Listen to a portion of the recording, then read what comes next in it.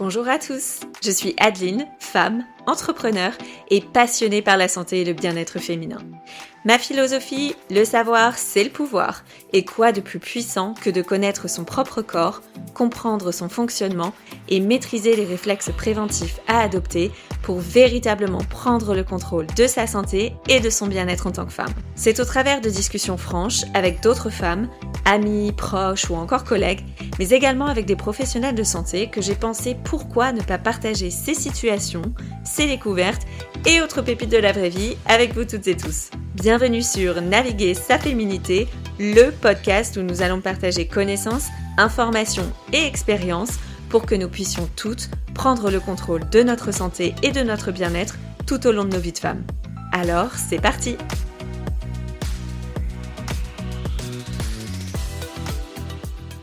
Le corps d'une femme évolue tout au long de sa vie et les hormones sont impliquées à chaque étape de cette évolution en passant par le développement du fœtus jusqu'à la ménopause. Lorsque l'équilibre hormonal est assuré, il participe à créer les conditions pour nous garder en bonne santé. À l'inverse, lorsque cet équilibre est perturbé, il peut entraîner toute une série de problèmes. De plus en plus de preuves scientifiques montre que certains produits chimiques industriels, connus sous le nom de perturbateurs endocriniens, peuvent briser cet équilibre et ainsi perturber la santé des individus et plus particulièrement des femmes, en favorisant notamment l'infertilité ou encore le cancer du sein. Dans cet épisode, nous allons nous intéresser à ces perturbateurs endocriniens pour en comprendre le fonctionnement, leur impact sur la santé féminine et les moyens à mettre en place pour limiter son exposition à ces substances. D'abord, intéressons-nous à ce que sont les perturbateurs endocriniens et à leur mode de fonctionnement.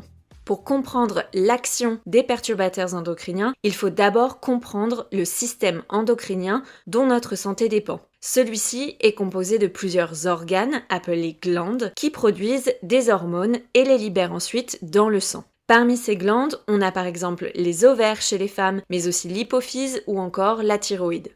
Ces glandes vont libérer des hormones dans l'organisme qui vont jouer un rôle de messager chimique. Elles remplissent diverses fonctions essentielles comme stimuler la croissance, réguler les émotions, contrôler les grandes constantes physiologiques comme la température corporelle, le taux de glycémie ou encore la pression artérielle. Cela signifie que la moindre altération du système endocrinien peut significativement perturber notre équilibre et notre santé. Les perturbateurs endocriniens, comme leur nom l'indique, sont des substances qui vont perturber le système endocrinien en déréglant le fonctionnement hormonal des organismes qui l'affectent. Alors oui, mais comment ? Les perturbateurs endocriniens peuvent brouiller les messages que les hormones naturelles transmettent entre les cellules. En général, les hormones se lient à des récepteurs hormonaux comme une clé dans une serrure. Lorsque la clé s'insère, elle va déverrouiller un processus en envoyant un message qui va réguler les fonctions de l'organisme. Et les perturbateurs endocriniens peuvent interférer avec ce processus. Par exemple, certains peuvent imiter les hormones naturelles et se lier aux récepteurs,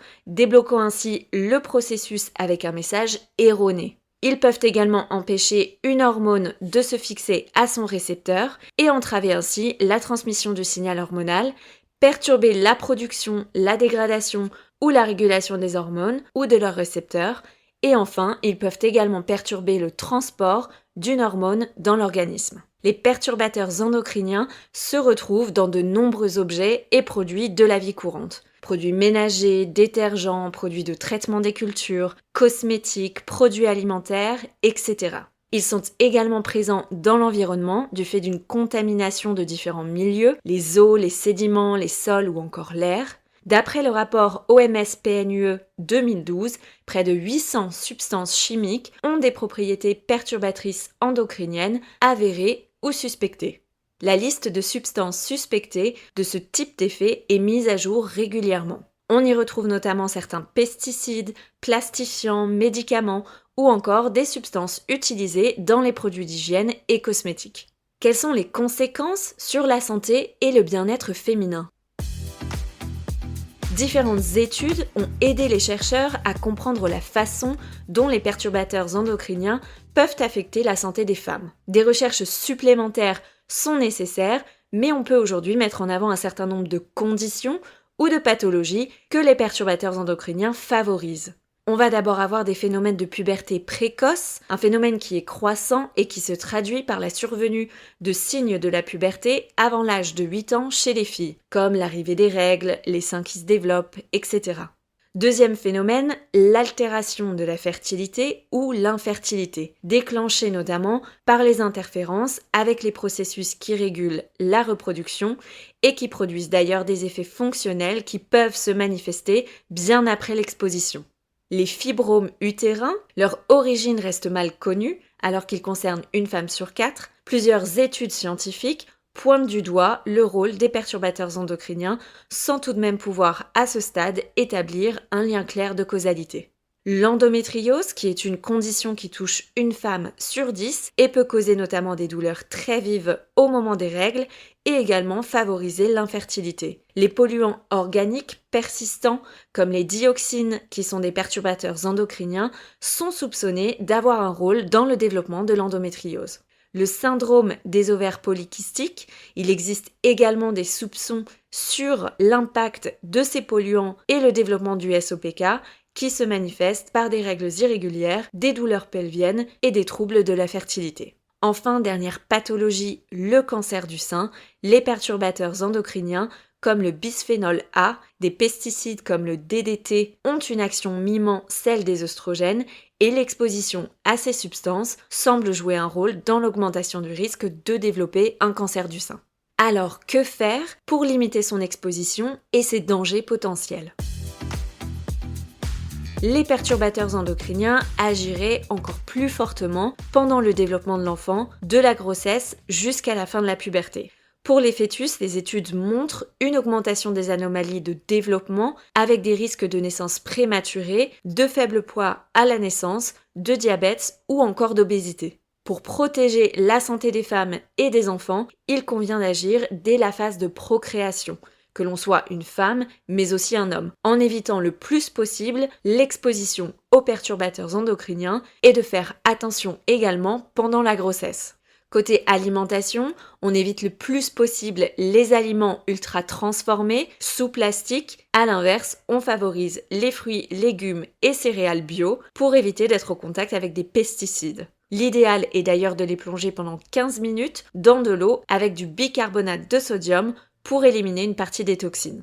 Côté maison et entretien, utilisez du vinaigre blanc et du citron, qui sont des produits très efficaces pour désinfecter, dégraisser, retirer le calcaire et même faire briller. Aérez votre logement au moins 10 minutes par jour, tous les jours et systématiquement après avoir utilisé des produits d'entretien. Privilégiez les contenants en verre pour chauffer les plats ou en inox pour leur conservation. Évitez le plastique au maximum, surtout pour réchauffer les plats. Si vous êtes sur le point d'accueillir un bébé, lavez ses vêtements et préparez assez tôt son lit et les meubles de sa chambre pour qu'il puisse évacuer au maximum les éléments toxiques qui les composent. La question des perturbateurs endocriniens soulève un enjeu crucial pour la santé des femmes à toutes les étapes de leur vie, depuis la gestation jusqu'à la ménopause. L'impact de ces substances va bien au-delà des simples perturbations hormonales, touchant des aspects aussi variés que la fertilité, le développement des pathologies comme l'endométriose ou encore le cancer du sein.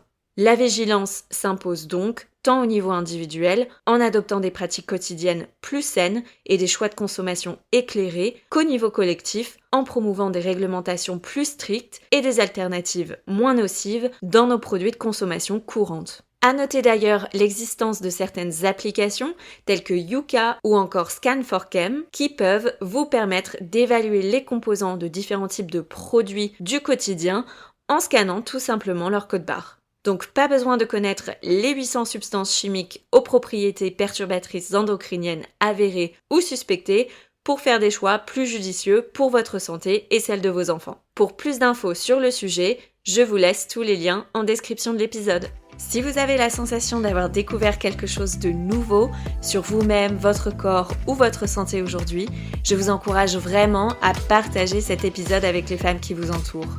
Votre expérience et vos réflexions pourraient faire toute la différence dans la vie de quelqu'un d'autre. Pensez à vous abonner pour ne pas passer à côté du prochain épisode. Et si vous avez envie de donner un coup de boost à ce podcast, n'hésitez pas à nous laisser 5 étoiles. À très vite!